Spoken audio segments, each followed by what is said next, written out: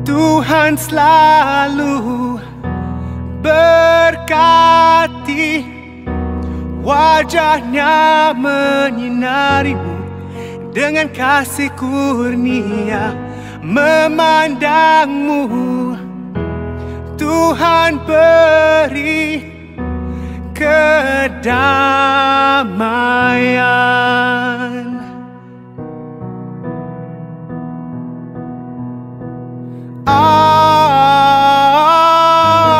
Amin, amin, amin,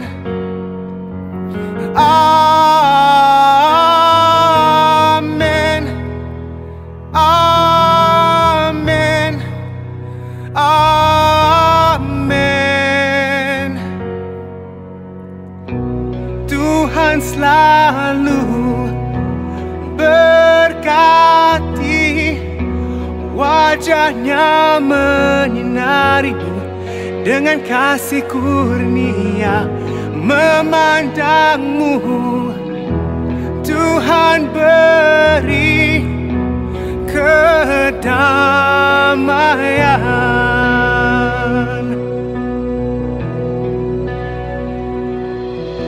Amin, amin, amin.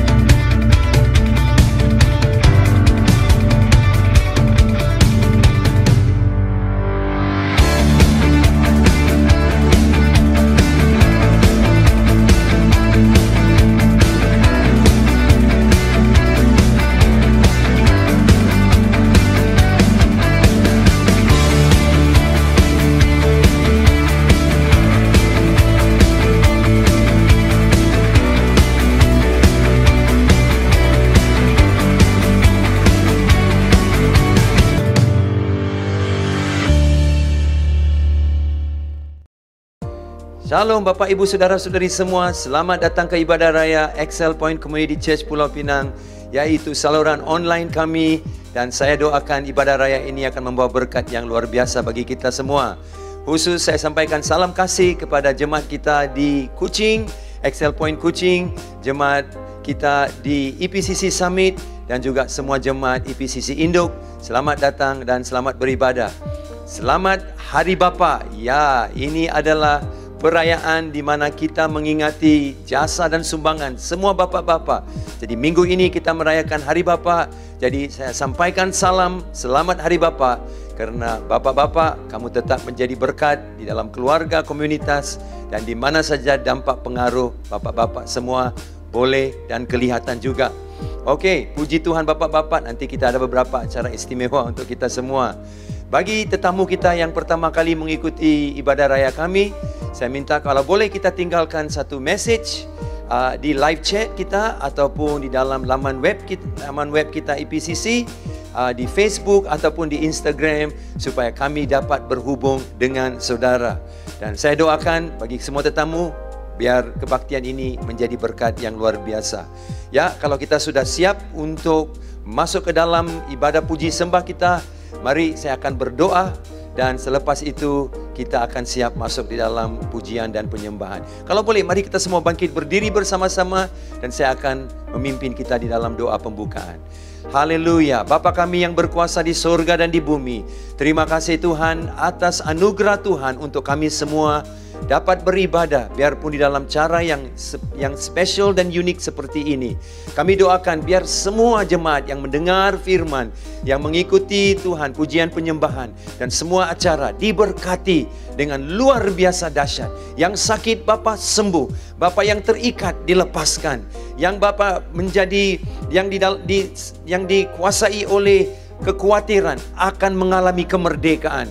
Tuhan terima kasih karena mendengar doa kami, Dan lawatan Tuhan tetap nyata sekali dalam setiap rumah, di dalam setiap keluarga, di dalam hidup setiap pribadi.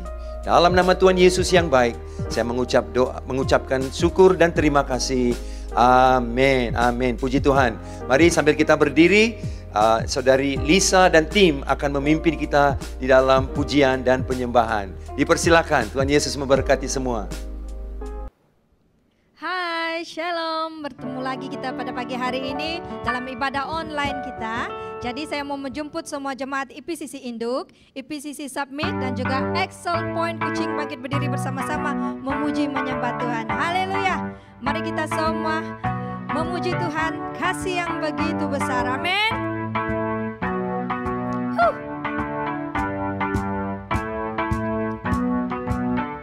Kasih yang begitu besar, lebih kuat dari dosa. Kasih yang menemukanku, selamatkan dan pulihkanku. Sekali lagi katakan kasih yang begitu besar, lebih kuat dari dosa. Kasih yang menemukanku, selamatkan dan pulihkanku. Ku naikkan syukurku. Sekali lagi ku naikkan syukurku.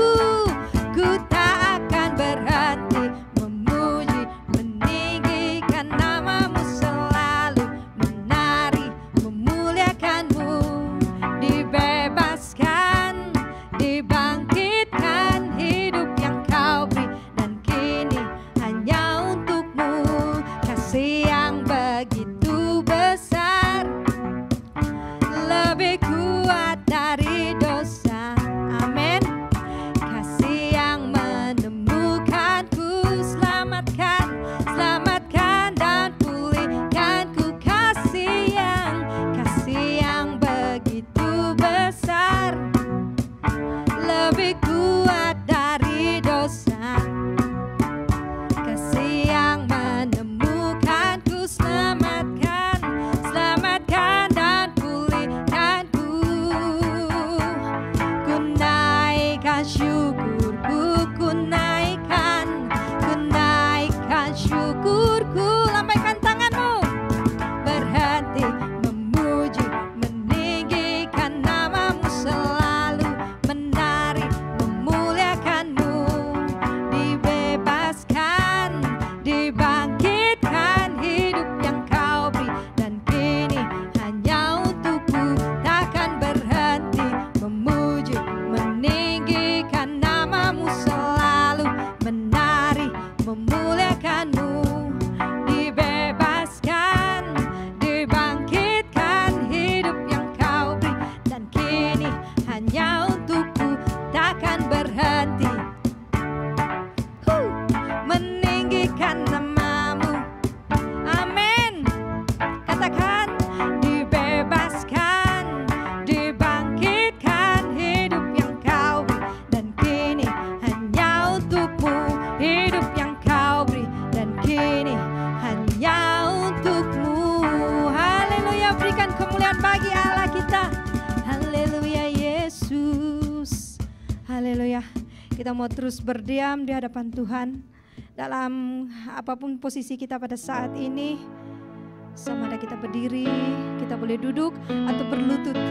Kita mau menyembah Allah kita yang hidup. Haleluya Yesus. Katakan, Roh Kudus hadir di sini. Haleluya Yesus. Roh Kudus hadir di sini. Pribadi yang menawan dan suci. Ku rindu mendekat, mengerti hatimu, berjalan dalam kehendakmu. Roh Kudus, kau manis dan lembut, penolong yang sejati dan suci, bersama katakan, ku rindu mendekat, mengerti hatimu, berjalan dalam kuasa-Mu, bekerjalah ya Roh Kudus, bertakhtalah lebih lagi urapan-Mu, urapan-Mu, lawatan-Mu, Kaulah yang ku perlu, Kau terutama di hidupku.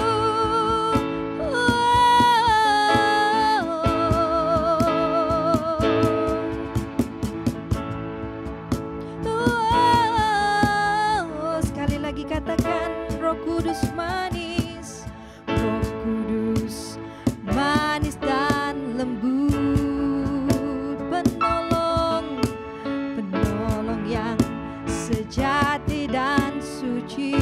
Kami rindu, ku rindu mendekat, mengerti hatimu, berjalan dalam kuasa-Mu, bekerjalah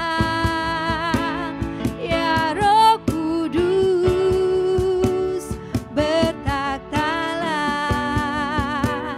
lebih lagi urapan-Mu, lawatan-Mu, Kaulah yang ku perlu, Kau terutama di hidupku. Bekerjalah ya Roh Kudus, bertakhtalah lebih lagi urapan-Mu, lawatan-Mu, Kaulah yang ku perlu, Kau terutama di hidupku.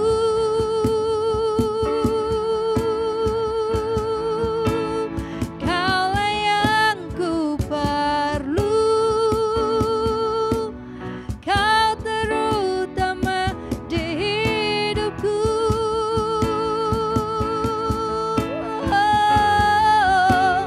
Kaulah yang ku perlu, Kau terutama di hidupku. Haleluya Yesus, kami mau sama Kau. Haleluya Yesus.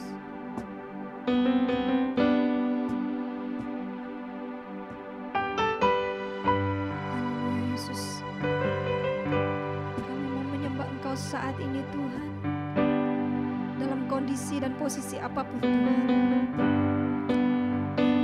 Yesus,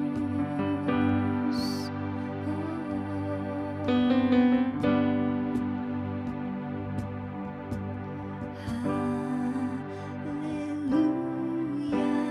Sekali lagi katakan haleluya. Haleluya, sebab Engkau Allah yang berkuasa. Sekali lagi haleluya Yesus.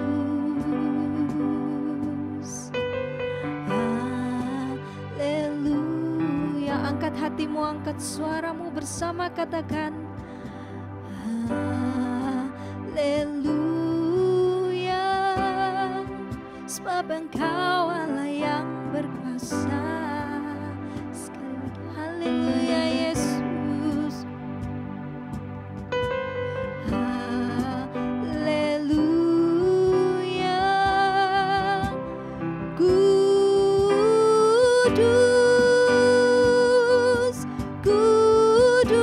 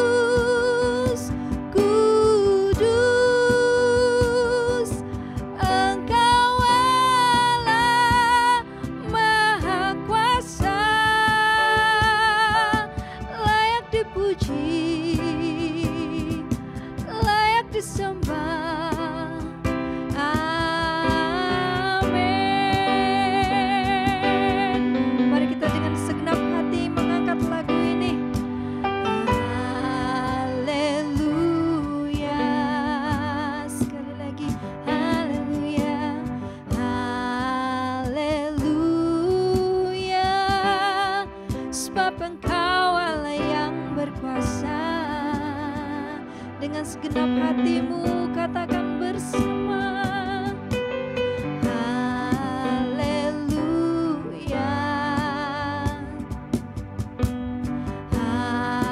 haleluya, sebab Engkau Allah yang berkuasa. Oh Yesus, haleluya,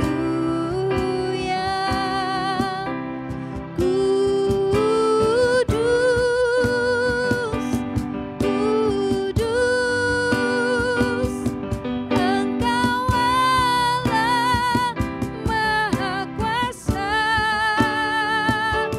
layak dipuji, layak disembah. Engkau kudus, kudus,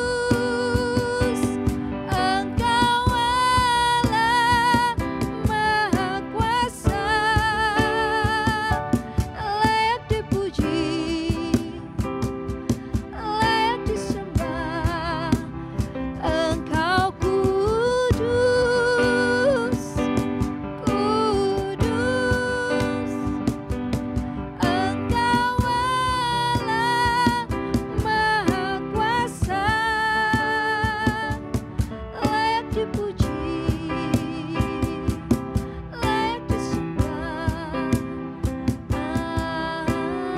Amin.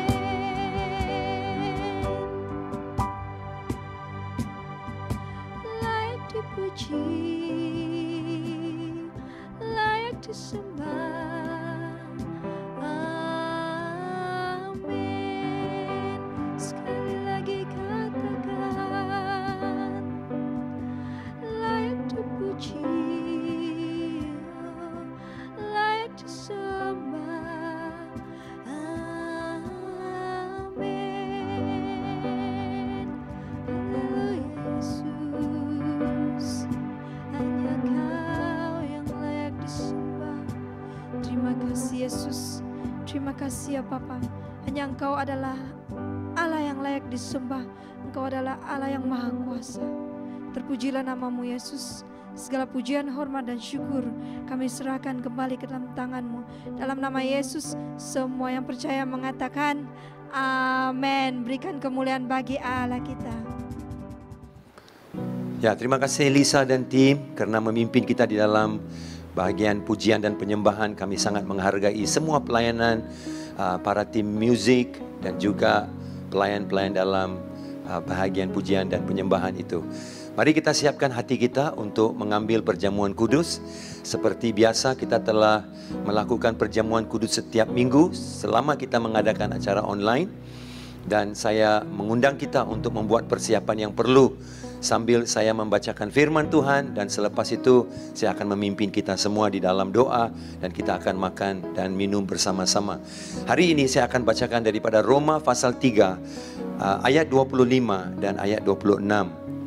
Kristus Yesus telah ditentukan Allah menjadi jalan pendamaian karena iman.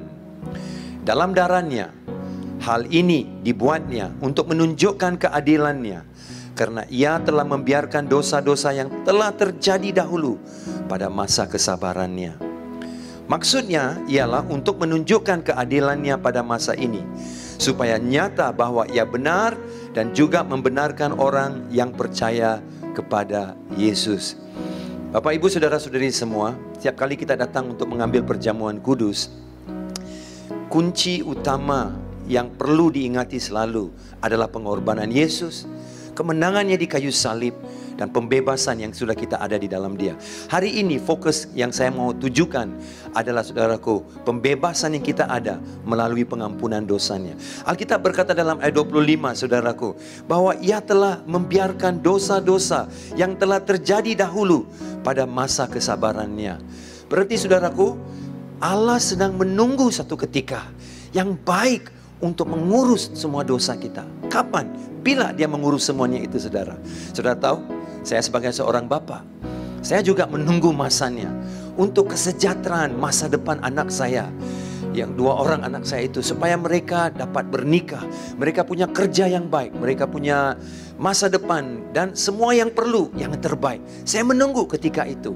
Tetapi Bapa Surgawi kita juga menunggu, saudaraku. Menunggu untuk apa? Untuk kesejahteraan kita. Kesejahteraan apa itu, saudaraku? Di mana Dia mengurus semua persoalan dosa kita. Sebab itu firman Tuhan berkata, saudaraku, ayat 25 bagian terakhirnya, karena Ia membiarkan dosa-dosa yang telah terjadi dahulu pada masa kesabarannya. Dosa yang dilakukan semua itu termasuk di dalam zaman Musa, di mana mereka ada domba yang boleh mereka korbankan. Itu hanya menutup dosa mereka. Darah domba dan darah lembu hanya menutup dosa. Sehingga Bapa menunggu waktunya, anaknya datang, saudaraku, di mana Dia mengurus selama-lamanya dosa semua orang. Bukan sekadar menutup, tapi saudaraku, membersihkan, menghapuskan sengat dosa dan juga kuasa dosa. Nah, itu saudaraku yang Yesus lakukan. Dan itu yang firman yang kita bacakan hari ini. Itu kemenangan dan itu yang kita rayakan di dalam perjamuan kudus kita hari ini.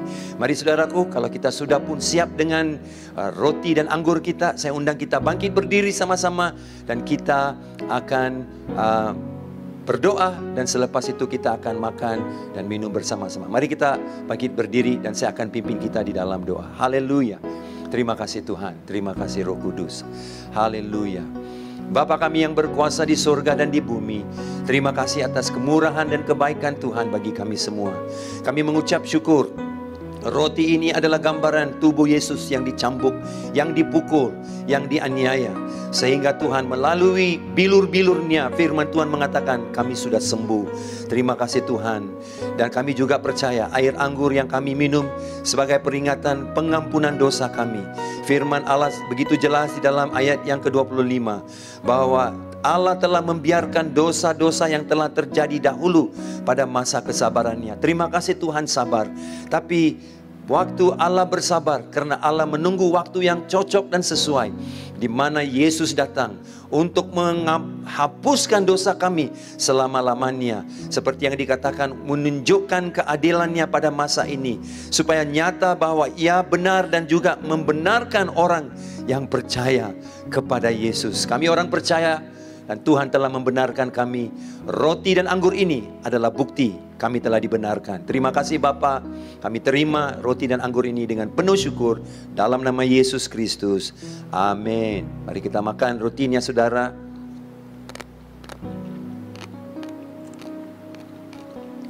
Dan juga minum air anggurnya dengan penuh syukur yang mengingatkan pengampunan dosa kita. Terima kasih Tuhan yang baik. Amin. Puji Tuhan. Kalau saudara sudah mengambil roti dan anggurnya, dipersilakan duduk. Tuhan Yesus memberkati semua. Thank you. Puji Tuhan. Saudara, Bapak, Ibu, saudara sendiri semua, terima kasih karena tetap setia selalu memberkati, mengikuti IPCC. Dan waktu ini saya mengambil masa untuk membuat beberapa pengumuman yang sangat-sangat penting.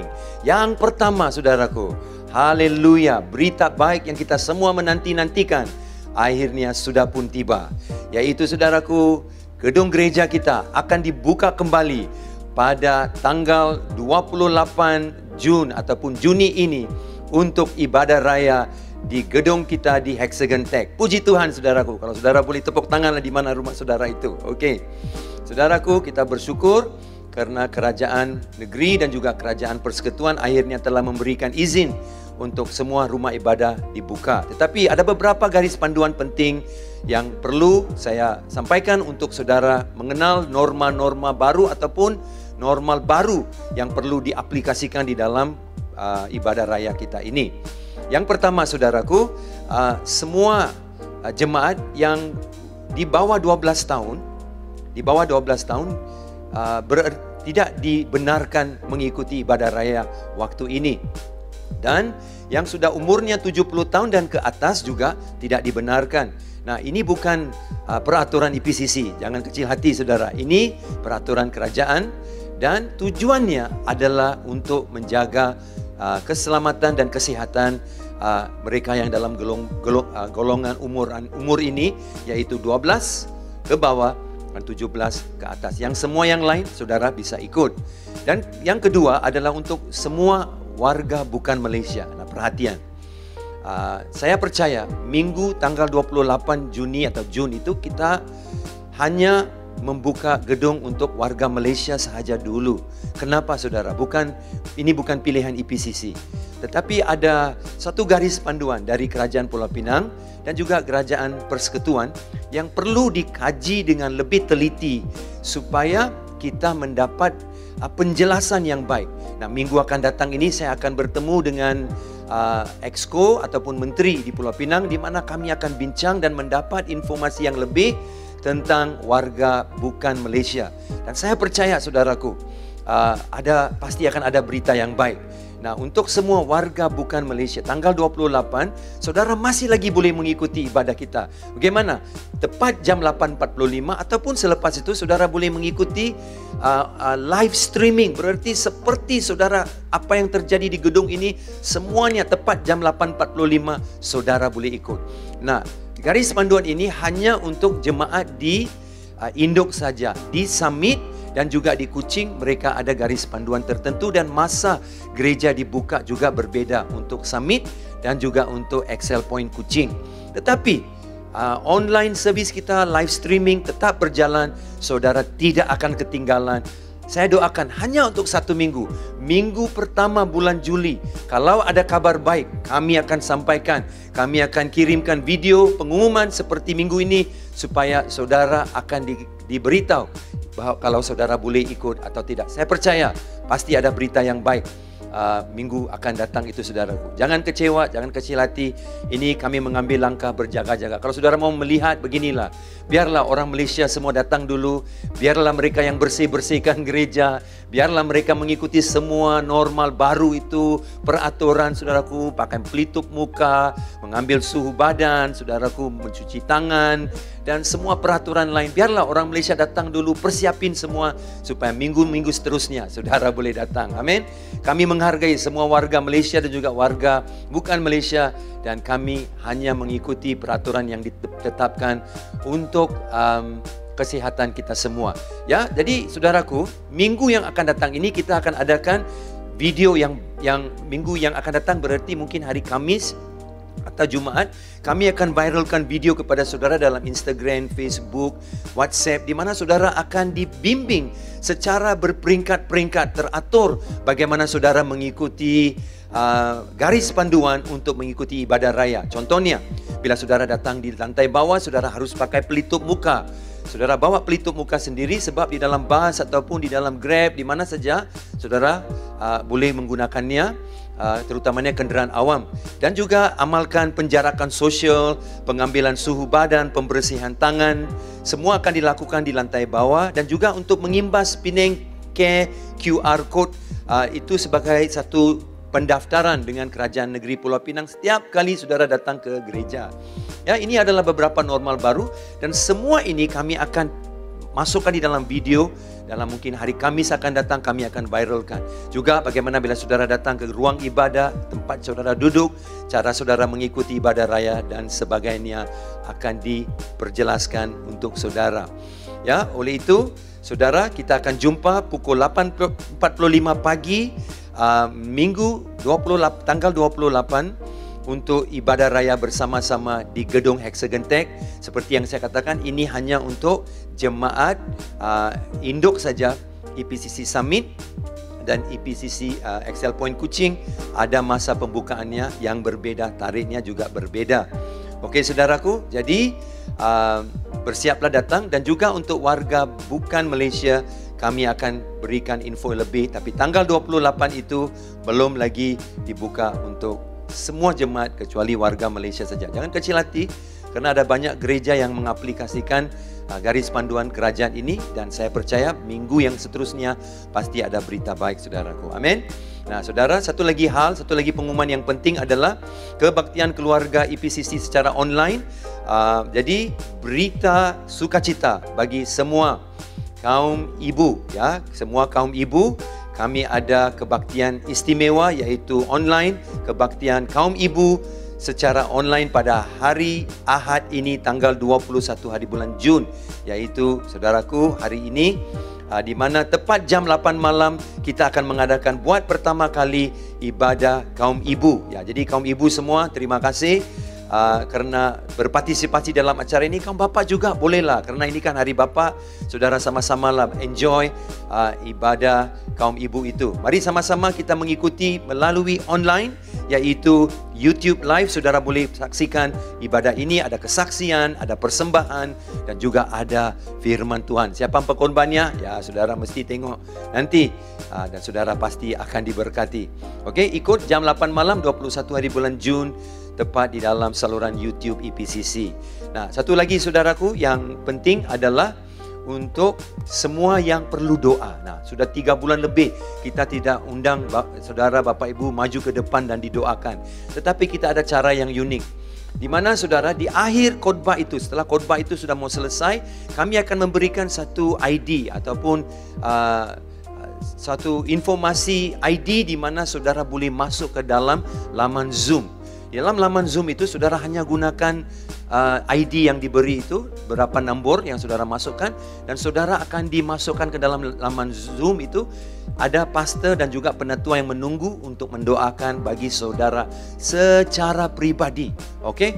Jadi di akhir khotbah nanti hari ini, lihat ada ID-nya untuk Zoom. Saudara hanya masukkan ID itu dan saudara akan ketemu dengan pastor dan juga para penatua untuk melayani kita di dalam doa. Nah, saudaraku, waktunya di mana saudara boleh masuk ke dalam laman Zoom itu terhad, yaitu pada hari Minggu tanggal 21, yaitu hari ini di mana jam 10.15 hingga 10.45 pagi sahaja. Tanggal 21 Jun 10.15 hingga 10.45 pagi saja waktunya untuk saudara masuk dan saudara boleh didoakan oleh para penatua dan para gembala EPCC. Tuhan Yesus memberkati semua. Saya harap saudara dapat tangkap ya, agak panjang sebab kita ada banyak yang perlu kita informasikan, terutamanya berita baik itu ya. Ambil perhatian, tapi jangan kecil hati. Yang tidak boleh ikut kerana usia masih muda atau terlalu tua, ada live streaming untuk kita semua. Okey, saudara, sekarang mari kita persiapkan hati kita untuk memberi kepada Tuhan. Amin. Okey, kita memberi. Terima kasih untuk semua pemberian Bapak Ibu Saudara-saudari EPCC, diberkati Tuhan. Biarpun dalam musim pandemik ini, Tuhan begitu baik memberkati kita semua. Okey, saudaraku yang kekasih, kalau saudara mau memberi persepuluhan, pemberian misi, dana bangunan, apa saja, saudara boleh melakukan melalui beberapa cara. Kalau saudara memberi secara online, cek atau ATM, saudara boleh menggunakan nombor akaun EPCC yang tertera di dalam kaca TV ataupun kaca komputer phone saudara itu, dan gunakan nombor akaun ini untuk online transfer, cek atau ATM. Dan juga saudaraku, kalau saudara juga mau memberi dalam cara lain, kalau ini tidak boleh, saudara boleh memberi melalui touch and go, di mana saudara hanya ingin, saudara boleh menggunakan QR code yang ditunjukkan ini. Saudara mengambil masukkan QR code ini, di mana saudara akan dibantu untuk mengenal cara memberi yang terperinci akan diberikan di dalam bila saudara menggunakan QR code ini. Nah, kalaupun saudara memberi dan tetapi saudara rasakan saudara mau memberi secara terperinci, khususnya untuk pemberian misi kah, atau dana bangunan kah, atau help COVID kah, untuk membantu mereka yang perlu bantuan dalam musim pandemik ini, apa yang saudara perlu adalah dengan mengambil screenshot jumlahnya yang telah saudara persetujui di dalam hati saudara dan hantarkan ke email. Hantarkan ke email yang ditunjukkan di dalam gambar ini atau kepada nombor telefon yang tertera di dalam skrin anda itu. Okey, saya percaya tidak susahlah saudara. Bagi Bapak Ibu Saudara-saudari yang mau memberi di dalam kepada dana help COVID ya, kita masih lagi membantu. Lebih 60,000 telah pun diterima di dalam dana Help COVID. Kita bukan saja membantu jemaat EPCC, tapi jemaat di luar EPCC, orang-orang bukan jemaat EPCC juga dibantu saudara. Jadi lebih 500 orang telah menerima berkat melalui dana Help COVID. Kalau saudara masih lagi mau memberi, menggunakan nombor akaun yang sama tadi itu, saudara boleh memberi, tapi pastikan memberikan info bahwa itu adalah untuk dana bantuan Help COVID ya. Ya, itu saja saudaraku untuk informasi wang persembahan, dan saya akan memimpin kita, dan selepas saya memimpin kita di dalam doa, dan saudara boleh memberi mengikut cara-cara yang telah pun diberikan tadi oleh saya. Mari kita tunduk kepala dan saya pimpin kita di dalam doa. Bapa kami di surga, terima kasih untuk anugerah pemberian Tuhan di dalam hidup kami. Kami memberi karena pertama-tama kali Bapa yang memberi kepada kami. Daripada kemurahan yang telah kami alami dalam pemberian Tuhan, kami memberi kembali sebagai satu penyembahan. Bukan satu yang dimestikan, tapi karena satu penyembahan daripada kami kepada Tuhan. Berkatilah semua pemberian ini, biar nama Tuhan dipermuliakan dan kerajaan-Mu diperkembangkan lewat pemberian ini. Berkat Allah Bapa, Anak, Roh Kudus menyertai semua jemaat Tuhan di dalam musim yang susah ini. Untuk kemuliaan nama Tuhan, saya doakan dan berkati pemberian ini dalam nama Tuhan Yesus Kristus. Amin. Amin. Selamat memberi saudara-saudari. Terima kasih untuk pemberian Anda. Nah, sempena Hari Bapa, pagi ini kita ada sebuah persembahan istimewa dari tim remaja EPCC dengan video challenge Hari Bapa. Mari kita saksikan, dan selamat Hari Bapa bagi semua. Enjoy.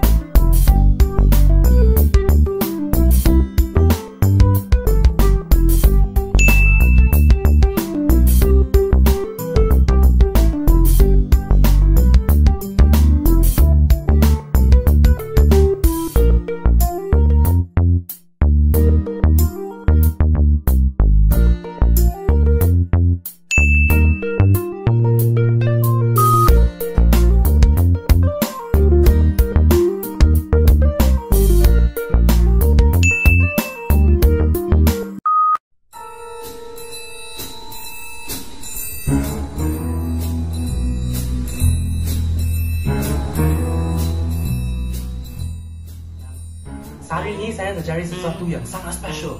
Nak tahu apa kah? Nak tahu? Mari, saya bagi tengok. Ini, saya tercari satu foto album yang lama juga. Saya tak pernah lihat foto album ini, tapi dia lihat sangat lama. Tak tahu tahun berapa lah dari foto album ini.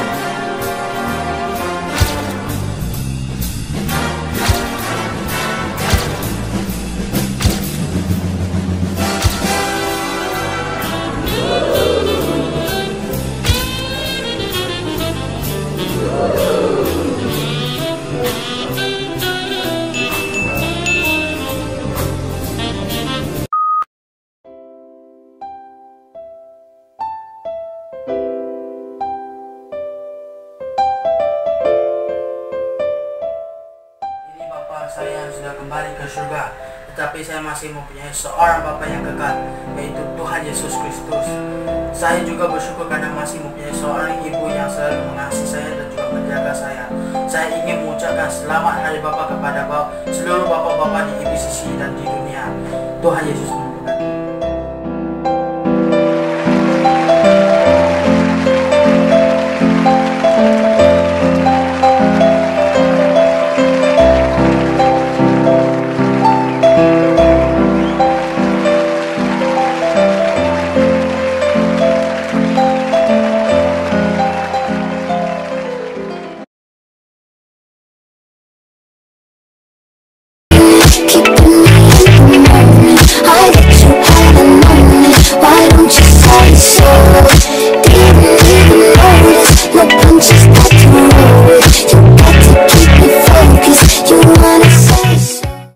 Oke, terima kasih tim remaja IPCC. Terima kasih untuk persembahan video challenge Hari Bapa itu. Kami diberkati. Nah, saya juga seorang bapa dan saya tahu pergumulan seorang bapa. Saya tahu tantangan seorang bapa. Saya menyadari apa yang kita lalui. Sebab itu kita perlu didoakan. Sempena Hari Bapa ini saya mengambil kesempatan mau mendoakan bagi semua bapak-bapak.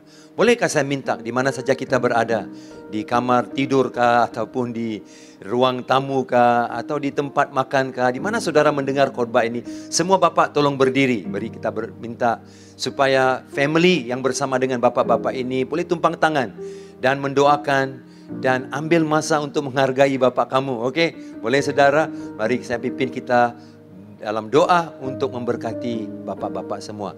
Mari bapak semua bangkit berdiri sama-sama dan mari kita arahkan tangan kita kepada bapak-bapak semua. Haleluya. Terima kasih Bapak yang di surga yang mengasihi kami. Haleluya, haleluya, haleluya. Terima kasih Tuhan. Saya beri masa untuk kita di rumah mendoakan dan saya akan mengaminkan doa kita semua. Oh, terima kasih Bapak. Syakara labaralo shikindire barakaha. Terima kasih Tuhan. Haleluya. Bapa kami di surga, terima kasih karena memberikan anugerah seorang bapa di dalam keluarga. Terima kasih kami menikmati anugerah itu karena kami punya seorang bapa yang luar biasa di surga. Waktu dan saat ini kami membuka hati kami Tuhan dan kami memberkati dan mendoakan bagi semua bapak-bapak di dalam gereja kami ini, baik jemaat kami di IPCC Summit, baik juga jemaat kami di IPCC Kuching ataupun IPCC Induk. Semua bapak-bapak saya doakan, biar pada waktu ini kemurahan Tuhan menjamah setiap bapak. Bapak kami tahu, kami bukan orang yang sempurna. Saya tahu juga Tuhan, kami tidak sempurna. Tetapi kami bersyukur, kami punya seorang Bapa yang sempurna.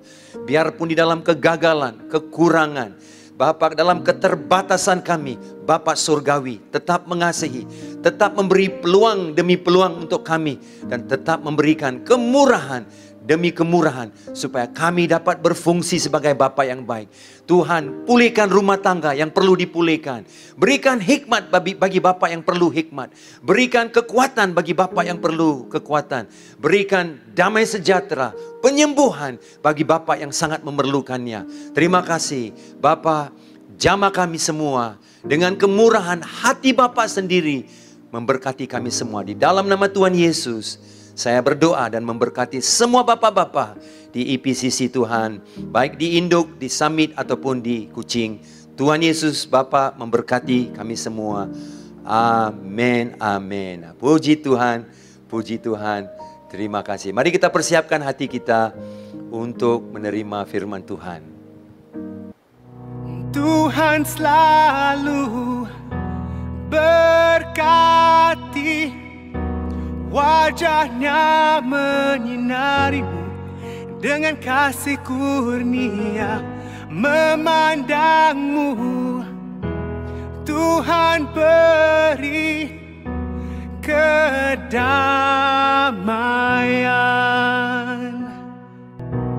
Tuhan selalu berkati,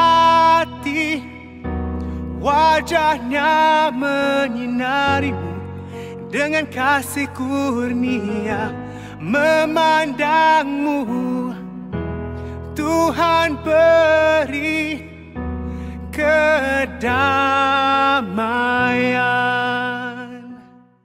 Shalom, selamat pagi dan kita bertemu sekali lagi di dalam ibadah minggu. Dan hari ini saya sangat bersuka cita karena hari ini kita juga menyambut Hari Bapa. Dan saya ingin mengucapkan selamat Hari Bapa kepada semua bapak-bapak dan juga suami-suami yang ada di IPCC. Semoga berkat Tuhan dan kasih Allah Bapa kita yang sempurna akan selalu mengiring dan menyertai Anda. Nah, saudara-saudari, pada pagi ini ya, Anda lihat ada sesuatu yang berbeda dengan dalam saya. Ya, selalunya kadang-kadang ada hamba Tuhan yang datang, ada urapan untuk bernubuat.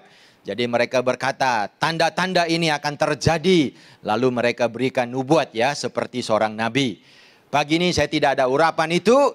Tapi kalau kamu melihat style rambut saya, itu petanda bahwa penyakit COVID-19 sudah hampir berakhir. Dan negara kita sudah hampir pulih. Dan kita sudah hampir bebas daripada perintah berkurung. Jadi teruslah berdoa supaya Malaysia pulih.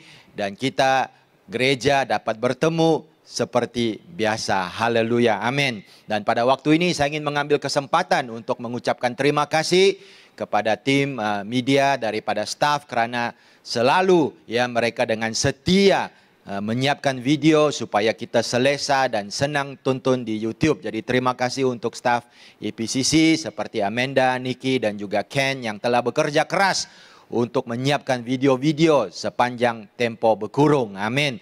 Juga terima kasih untuk kerusi-kerusi yang di depan saya. Kerana tiap-tiap kali saya ada di depan, mereka setia mendengar ya. Kerana mereka lah teman setia saya pada waktu ini. Tetapi ini akan berakhir kerana tidak lama lagi kita akan dapat bertemu di rumah Tuhan. Amin. Terus kita berdoa. Nah, pada pagi ini saya ingin membawa satu firman Tuhan yang berjudul Dua pegangan untuk Hari Bapa. Ya, dua pegangan untuk Hari Bapa. Kalau Anda lihat di atas slide ya, ada satu gambar keyboard dengan mouse. Kalau Anda gunakan komputer, Anda tahu kedua-dua ini tidak boleh dipisahkan. Apalagi kalau kita gunakan keyboard dan mouse yang menggunakan bateri. Kadang-kadang keyboard saya bisa berfungsi, tapi mouse saya tidak dapat berjalan. Aduh, tidak boleh gunakan komputer. Boleh type, tapi tidak bisa bergerak. Kadang-kadang mouse-nya bisa bergerak, keyboard-nya tidak hidup. Jadi boleh bergerak, tetapi tidak boleh type. Jadi kedua-dua ini penting untuk kita menggunakan komputer itu dengan bagus. Jadi sama seperti pagi ini, ya saya ingin membawa satu firman daripada buku Ibrani. Dan ada dua pegangan di situ yang memberkati hidup saya.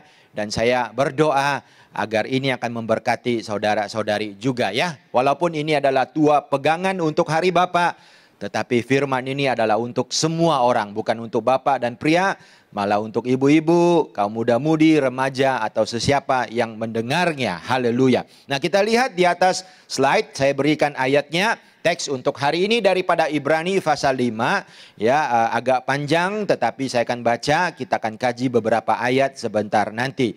Jadi saya mula dari ayat pertama.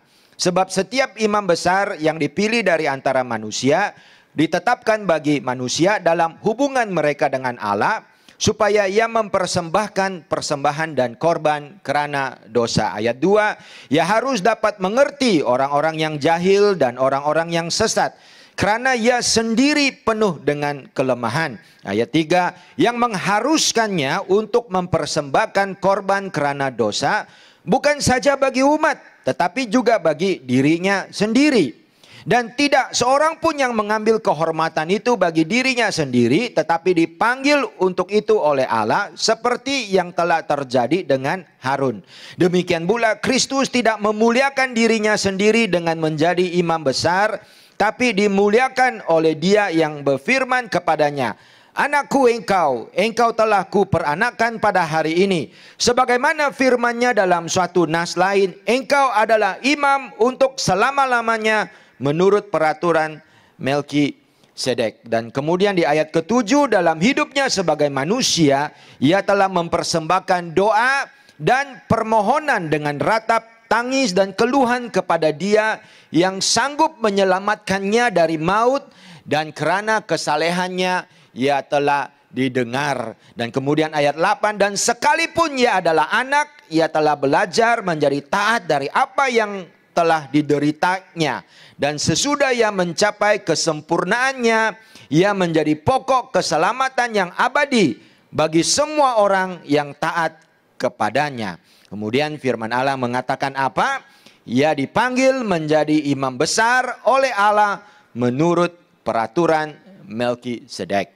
Nah, saudara-saudari, firman yang saya baca itu adalah satu contoh dalam perjanjian baru di mana untuk kita lebih mengerti tentang pelayanan atau pribadi Yesus, penulis ayat-ayat ini telah mengambil contoh dari perjanjian lama. Jadi di dalam Ibrani pasal kelima ayat 1 hingga 10, penulis ini ingin membuat kita mengerti, membuat kita tahu tentang pelayanan Yesus. Dan untuk itu, dia telah mengambil sesuatu daripada perjanjian lama, yaitu pelayanan seorang imam besar. Dan daripada situlah, apabila orang yang membaca ayat-ayat ini, mereka kenal pelayanan imam besar, mereka tahu biasa dengan pelayanan imam besar. Jadi bila mereka lihat, oh Yesus itu pelayanannya itu sama dengan pelayanan seorang imam besar, maka dari situ mereka akan lebih mengerti apa itu pelayanan Yesus. Tetapi ada satu lagi yang luar biasa. Bukan saja pelayanan Yesus itu disamakan dengan perjanjian lama, tetapi apa yang terjadi dalam perjanjian lama itu digunakan sebagai satu landasan atau satu fondasi supaya bukan saja kita akan mengerti tentang pelayanan Yesus, tetapi kita akan lihat bahwa pelayanan Yesus jauh lebih baik dan jauh lebih sempurna. Saudara-saudari mengerti? Jadi perjanjian lama itu digunakan untuk memulakan kita mengerti. Oh, pelayanan Yesus itu seperti itu. Sambil kita mengerti apa yang terjadi di perjanjian lama. Tetapi pada waktu yang sama kita harus sadar bahwa walaupun pelayanan Yesus itu disamakan dengan apa yang terjadi di perjanjian lama, tetapi pelayanan Yesus itu jauh lebih baik, jauh lebih sempurna, dan jauh lebih dahsyat. Supaya apa? Bukan saja kita mengerti, tetapi kita juga akan kagum dengan apa yang Yesus lakukan dalam hidup kita. Nah, saya berikan satu contoh saudara-saudari, kalau lihat di slide. Itu adalah gambar peta Pulau Pinang dan juga gambar untuk mereka yang daripada Sumatera Utara pasti kenal, itu adalah Danau Toba. Nah, saya belum pernah pergi ke Danau Toba. Kalau kamu ceritakan pada saya, Pastor, Danau Toba itu luas lah, macam laut. Saya kata, oke, luas. Luas gimana? Luas. Saya tidak dapat membayangkannya. Saya tidak dapat mengerti. Tetapi kalau kamu beritahu saya sebagai seorang yang tinggal di Pulau Pinang, kamu kata, Pastor, tahukah? Kalau Pulau Pinang, satu pulau itu dimasukkan dalam Danau Toba sebenarnya boleh menampung 3 Pulau Pinang atau lebih. Oh, sekarang baru saya sadar. Wow, luasnya danau ini boleh masukkan 3 kali Pulau Pinang. Ada ruang lagi. Nah, saya dapat lihat orang-orang Batak di dalam TV ketawa-ketawa. Puji Tuhan, haleluya. Nah, sekarang baru saya menghargai keluasan Danau Toba. Kenapa? Sebab kamu telah menggunakan sesuatu yang saya biasa, yang saya paham, yaitu Pulau Pinang. Karena saya sudah tinggal di sini lebih 20 tahun. Saya tahu lah Pulau Pinang itu berapa luas. Kamu telah gunakan contoh itu untuk saya mengerti. Tetapi pada waktu yang sama, kamu juga telah gunakan contoh Pulau Pinang itu untuk memberitahu saya, untuk buat saya jadi kagum betapa besarnya dan luasnya Danau Toba. Dan sekarang saya tahu Danau Toba itu 3 kali luas Pulau Pinang. Dan saya kagum dengan keluasan Danau Toba. Jadi sama dengan apa yang digunakan di dalam teks ini. Di mana penulis ini menggunakan pelayanan seorang imam besar supaya dia akan membuat orang yang membacanya mengerti. Oh, apa yang Yesus buat.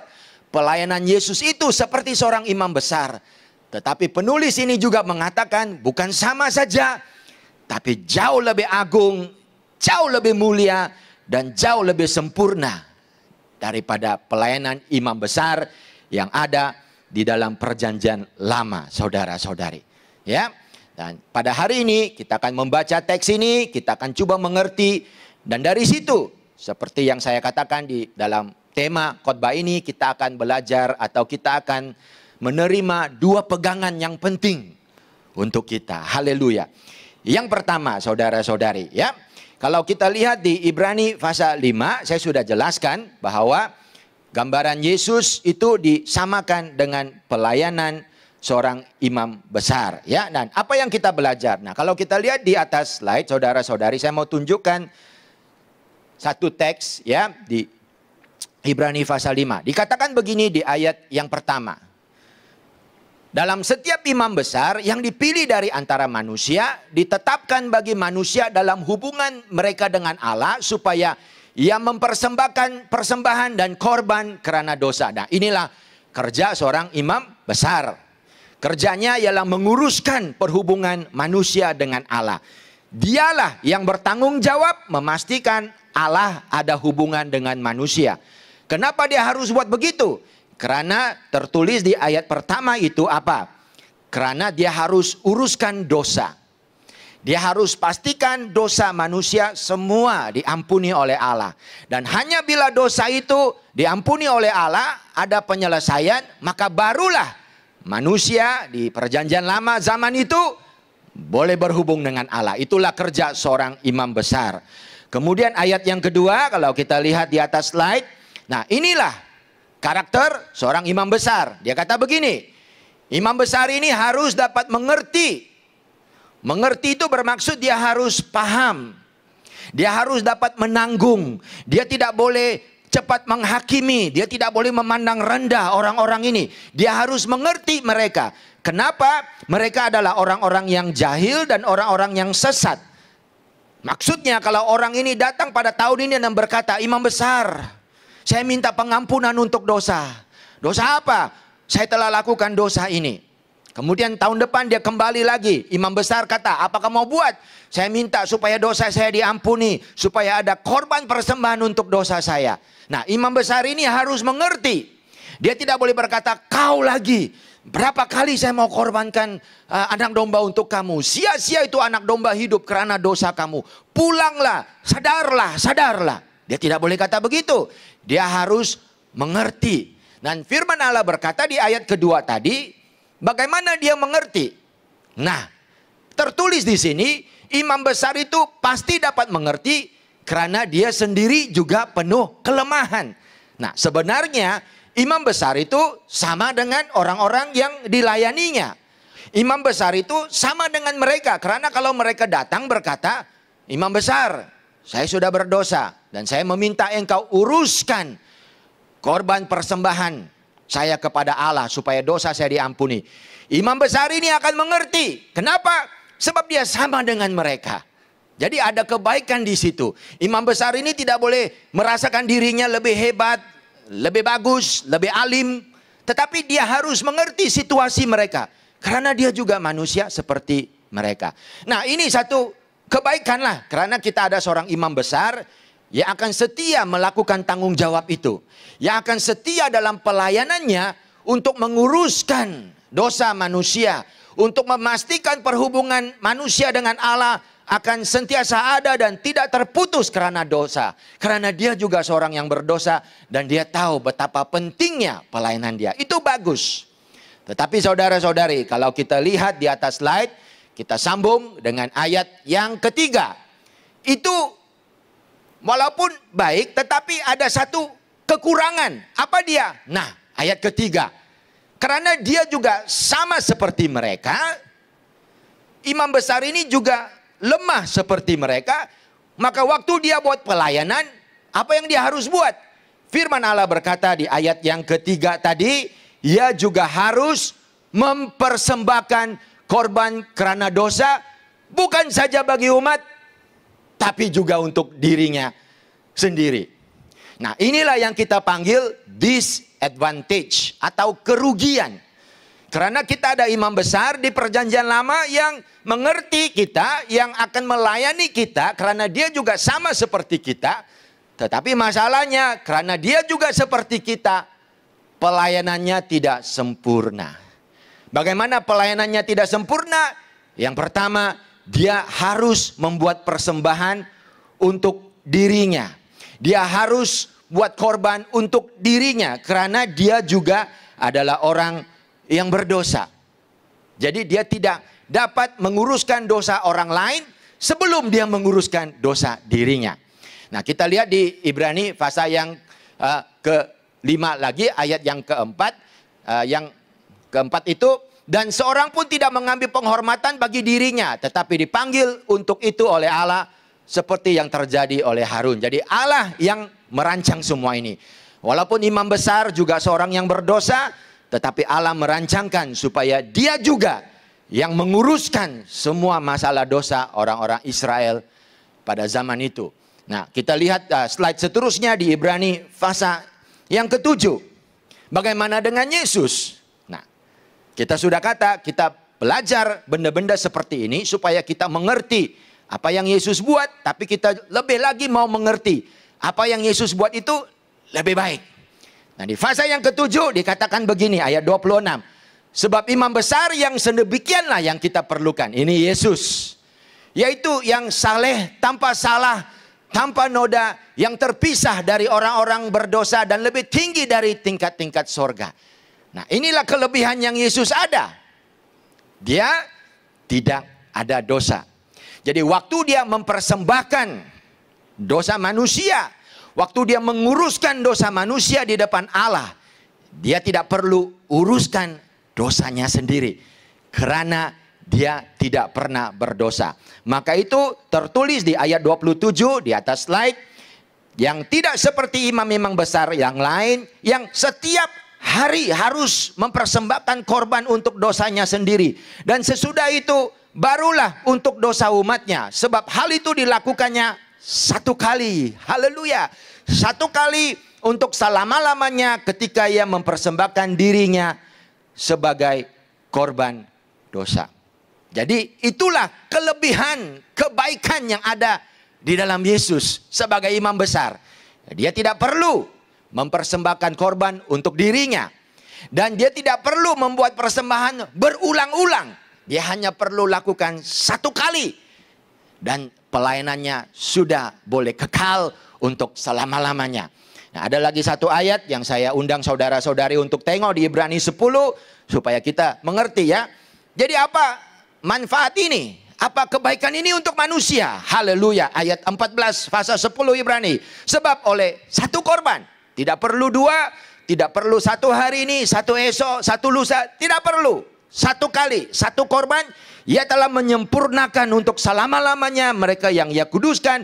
Ayat 17. Dan aku tidak lagi ingat dosa-dosa dan kesalahan mereka. Dan apabila semua itu sudah ada pengampunan, tidak ada lagi yang perlu dipersembahkan korban karena dosa. Saudara-saudari, inilah apa yang firman Tuhan ajar pada kita. Bahwa walaupun ada banyak imam besar dulu-dulu yang menguruskan perhubungan antara manusia dengan Tuhan. Melalui membuat persembahan korban untuk menyelesaikan dosa-dosa mereka. Yesus bila dia melakukan pelayanan itu, dia lakukan sekali. Kenapa dia hanya perlu lakukan sekali? Karena sekali itu sudah cukup. Kenapa sekali itu sudah cukup? Karena dia tidak perlu korban untuk dirinya. Dan juga karena dia tidak berdosa, dia tidak mempersembahkan korban binatang. Imam besar pada perjanjian lama perlu membawa korban binatang. Karena dia sendiri juga berdosa. Tetapi Yesus boleh mempersembahkan korban dirinya sendiri. Maka karena itu apa yang dia buat hanya sekali. Dan apa yang dia buat sudah cukup untuk selamanya. Kita lihat poin yang pertama yang saya mau beritahu saudara-saudari pada pagi ini. Sekali untuk selamanya. Ya, saya Google, rupa-rupanya ada satu wayang Indonesia yang dipanggil sekali lagi. No, dalam Yesus tiada sekali lagi. Dalam Yesus ialah sekali untuk selama-lamanya. Itulah pegangan yang kita harus miliki sebagai seorang bapak, sebagai seorang pria, sebagai seorang suami, malah sebagai seorang anak Tuhan. Dalam hidup kita, kita tidak boleh rasa ada satu ketidakpastian di mana harus ada berkali-kali. Karena anak Allah, yaitu Yesus sendiri, naik di kayu salib. Dan karena dia tidak berdosa, dia tidak ternoda, dia persembahkan darahnya. Dan darahnya itu adalah korban yang sempurna. Maka sekali untuk selamanya. Kalau hari ini iblis datang dan mengambil dosa kita yang lama dan menuduh kita hari ini, esok, berkali-kali, jawaban kita masih tetap sama. Apa yang Yesus telah lakukan di kayu salib untuk saya, sekali, selama-lamanya boleh memadamkan anak panah iblis. Kalau hari ini kita mengulangi dosa kita, kita tidak mau seperti yang Paulus katakan, apa yang saya tidak mau buat, tapi saya buat juga, karena itu dosa. Kita ulang kembali, saudara-saudari, jawabannya masih tetap sama.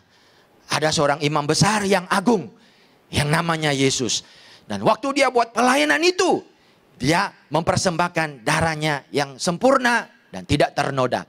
Dan dia hanya perlu buat sekali untuk selama-lamanya. Jadi jawabannya sama.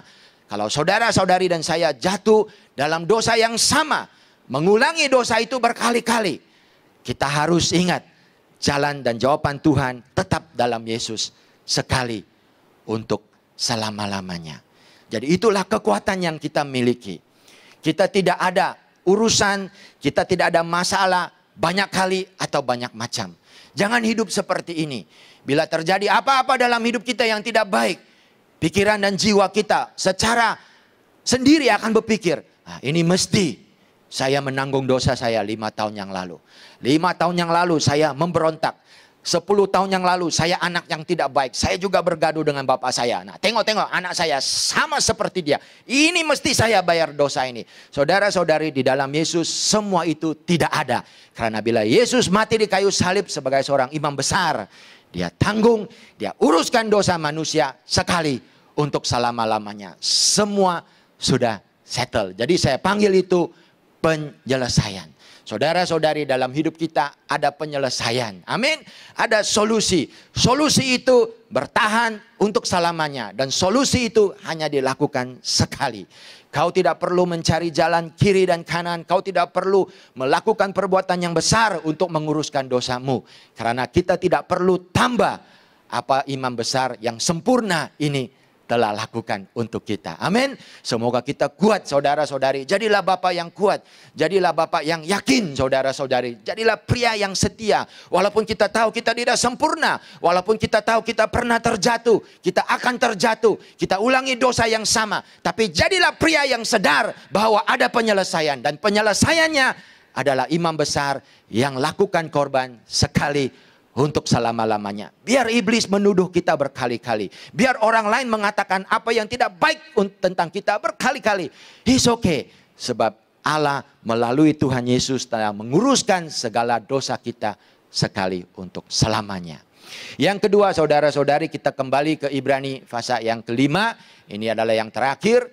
Bukan saja Ibrani menunjukkan Yesus sebagai imam besar yang sempurna, sehingga dia tidak perlu mempersembahkan korban untuk uruskan dosa sendirinya dulu, tidak perlu.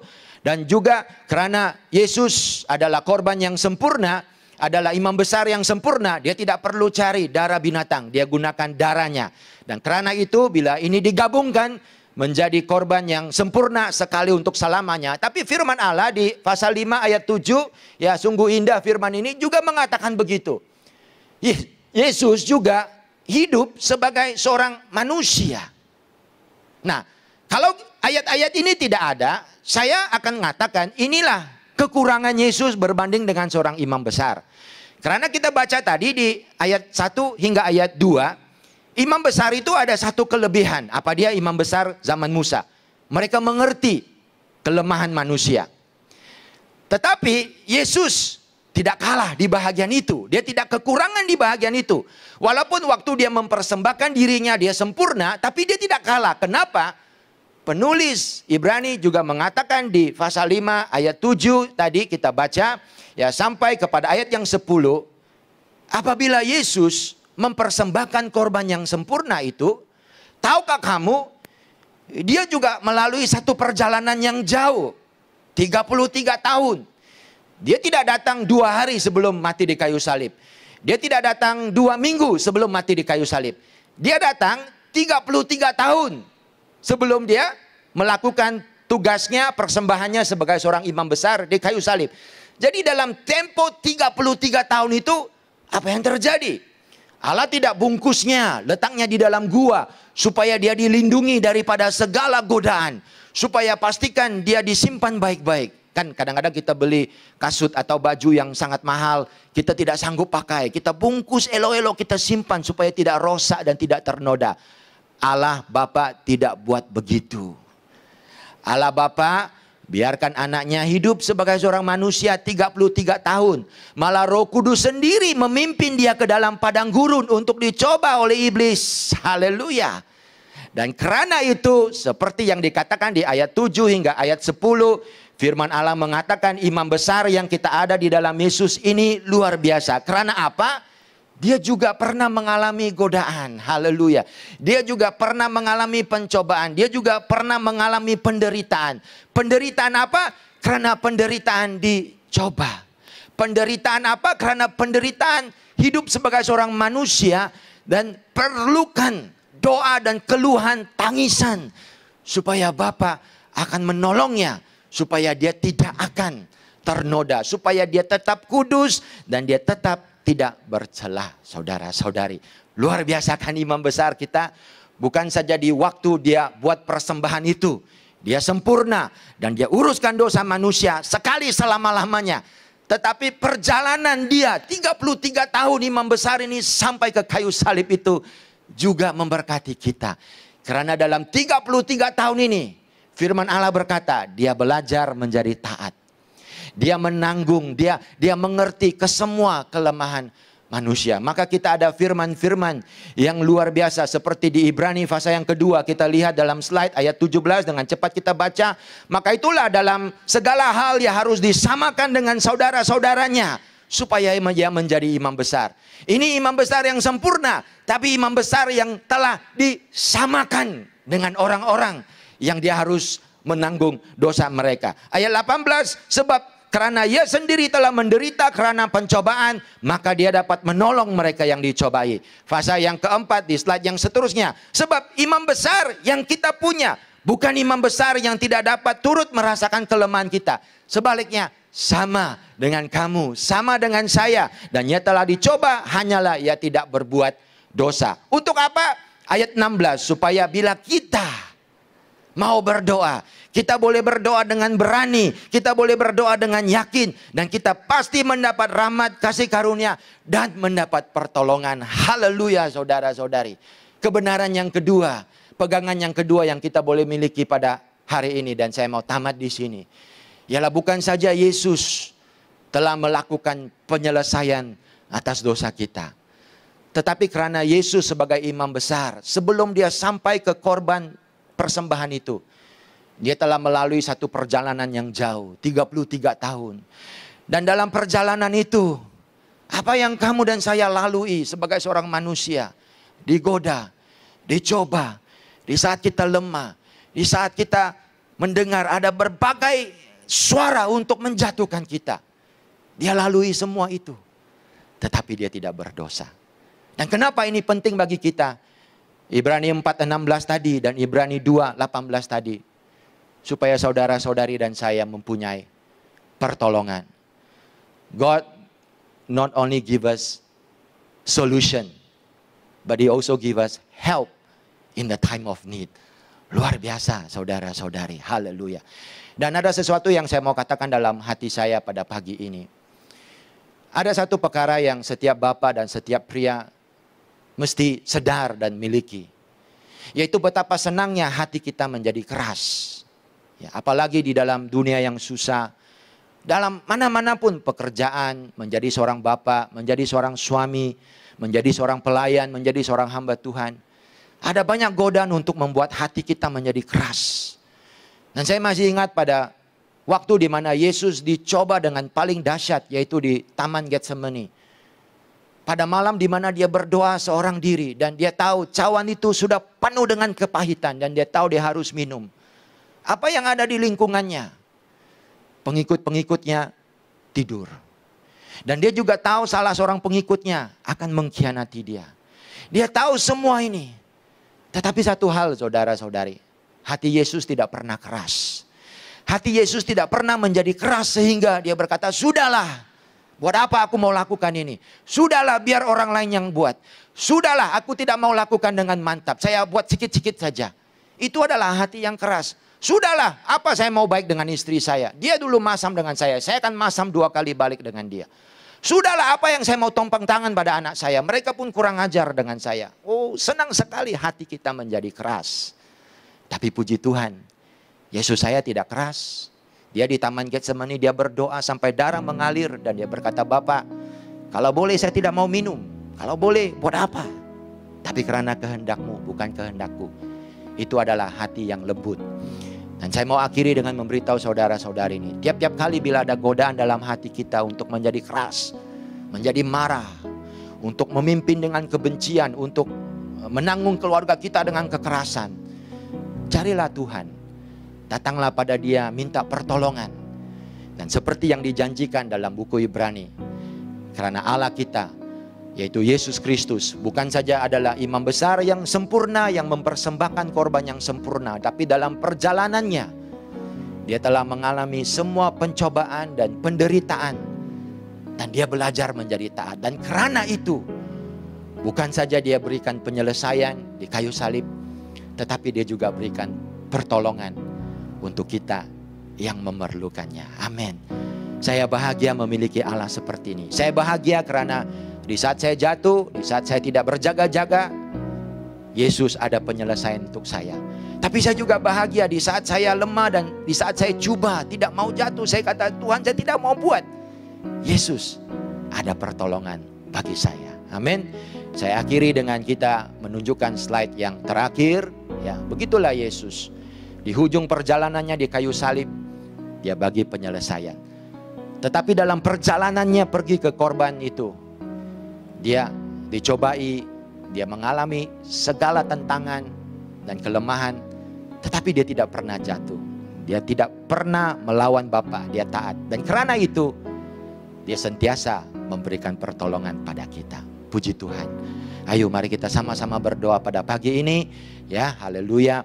Bapa di sorga, kami mengucap syukur karena begitulah Yesus, imam besar yang sempurna, di mana kami perlu penyelesaian dosa kami. Jawabannya sudah ada sekali untuk selamanya. Dan juga di waktu di mana kami lemah, di mana kami tahu kami harus taat pada Tuhan, kami tahu apa yang benar, apa yang harus dilakukan. Tetapi begitu banyak suara yang mengatakan pada kami, jangan, tidak perlu, mengalah saja, keraskan hatimu. Kami bersyukur di saat itu bila kami meminta pertolongan dari Yesus, kami berdoa dengan suara, dengan tangisan, dengan gerangan. Kami tahu Yesus akan menolong kami karena dia juga pernah melalui itu. Maka dia adalah imam besar kami yang sempurna. Kami bersyukur dalam Yesus ada jawaban untuk segalanya. Haleluya. Kita doakan dan kita katakan sama-sama. Amin. God bless all of you. Amen. Thank you. Amin, amin. Puji Tuhan. Terima kasih Pastor Alex untuk firman yang membawa gambaran Kristus yang sangat jelas. Terima kasih karena menolong kami untuk melihat kasih Bapa yang dipancarkan melalui Tuhan Yesus Kristus sebagai seorang imam besar yang telah mengalami semua kesusahan, tapi namun dia tidak pernah berdosa. Mari, waktu ini saya mau berdoa untuk saudara, tetapi ada kesempatan juga. Kalau saudara boleh melihat di bawah di dalam YouTube Live ini ada Zoom dan juga ID-nya untuk saudara menggunakan. Di mana saudara masuk ke dalam Zoom, saudara mesti ada Zoom app untuk saudara masuk ke dalam Zoom itu, dan di mana saudara boleh gunakan link atau ID ini. Dan di dalam situ ada seorang pastor atau seorang gembala, dan juga ada seorang penatua IPCC yang akan menerima saudara dan mendoakan saudara, ya, pribadi satu dengan satu. Ya, jadi pastor-pastor akan menunggu di sana saudara untuk saudara mendoakan saudara. Ya, jangan lepaskan kesempatan ini. Selepas saya tutup dalam doa, saudara boleh menggunakan ID Zoom ini untuk bertemu dengan seorang pastor dan dilayani dengan doa. Ya, kita tidak boleh mengundang saudara maju ke depan karena kita tidak di gereja, tetapi melalui teknologi Zoom ini saudara, kita masih lagi boleh melayani saudara. Mari kita berdoa, mari kita berdoa. Haleluya. Bapa, terima kasih untuk firman yang telah kami dengar, dan kami doakan kami dapat melihat kasih Kristus yang besar buat kami, pengorbanannya, kesanggupannya menjadi pembekal, sumber, menjadi pribadi yang menolong kami untuk mengerti kasih Bapa yang luar biasa. Tuhan, saya berdoakan bagi semua bapak-bapak di sini, agar kami boleh menjadi seperti Kristus. Buat keluarga kami menjadi pemimpin seperti Kristus. Buat anak-anak dan istri kami. Tuhan, saya doakan, berkati gereja IPCC, berkati semua jemaatnya, dan berkati juga Tuhan kami yang akan didoakan sebentar nanti di dalam laman Zoom ini. Dan kami akan dilayani dengan luar biasa oleh firman Tuhan. Berkat Allah Bapa, Anak, dan Roh Kudus menyertai dan membimbing dan melayani saudara sepanjang minggu ini. Sehingga saudara tetap menjadi kepala, bukan ekor, di atas dan bukan di bawah. Dan saudara, masa depan saudara tetap cerah, tetap luar biasa. Segala jerih payah saudara, segala pekerjaan tangan saudara diberkati Tuhan. Dan segala keperluan saudara diberikan berlimpah-limpah oleh Tuhan. Sekarang pulang dengan damai dan dengan sukacita, dan dengan berkat Tuhan Yesus Kristus. Haleluya. Amin. Tuhan Yesus memberkati semua. Kita ketemu lagi. Ingat, minggu depan kita boleh beribadah di dalam gereja.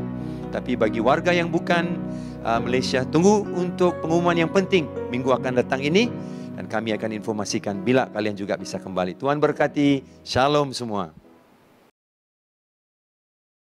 Rahmat Tuhan bersamamu untuk 1000 generasi, keluarga, anak kamu, cucu cicit, anak mereka. Rahmat Tuhan bersamamu untuk 1000 generasi, keluarga, anak kamu, cucu cicit, anak mereka. Kehadapan bersamamu, belakangmu, sebelahmu, sekeliling dan dalaman. Tuhan ada dengan kamu. Waktu siang, waktu petang, waktu pergi, waktu datang. Susah hati, senang hati, Dia ada untuk kamu. Dia ada untuk kamu. Dia ada untuk kamu. Dia ada